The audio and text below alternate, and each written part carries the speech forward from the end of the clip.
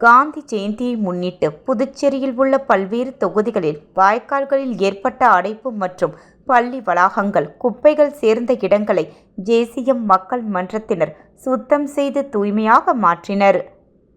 காந்தி ஜெயந்தியை முன்னிட்டு ஜேசிஎம் மக்கள் மன்றம் சார்பில் புதுச்சேரி மாநிலம் காமராஜர் நகர், முத்தியால்பேட்டை, முதலியார்பேட்டை, மங்கலம், திருபுவனை, நெட்டப்பாக்கம் ஆகிய சட்டமன்ற தொகுதிகள் மற்றும் காரைக்கால் தெற்கு மற்றும் வடக்கு சட்டமன்ற தொகுதியில் உள்ள பொது இடங்கள், பள்ளி வளாகங்கள், கழிவுநீர் ஓடைகள் தூய்மைப்படுத்தும் பணி நடைபெற்றது.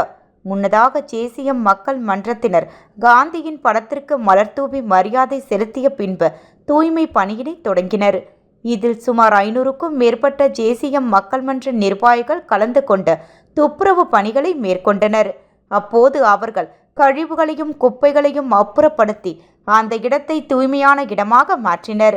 மேலும் குப்பைகளால் சூழ்ந்த வாய்க்கால்களையும் தூர்வாரி அந்த வாய்க்கால்களில் நுண்ணுயிர் தெளிக்கப்பட்டது. மேலும் ஒவ்வொரு வீடு வீடாக சென்று மக்களை சந்தித்து தொகுதியில் உள்ள குறைகளையும் கேட்டறிந்தனர். இது மட்டுமில்லாமல் வாய்க்கால்களில் ஏற்பட்ட அடைப்புகளை ஜேசிபி இயந்திரம் வைத்து அப்புறப்படுத்தினர். ஜேசிஎம் மக்கள் மன்றத்தின் செயலை அப்பகுதியில் வசிக்கும் மக்கள் வெகுவாக பாராட்டினர்.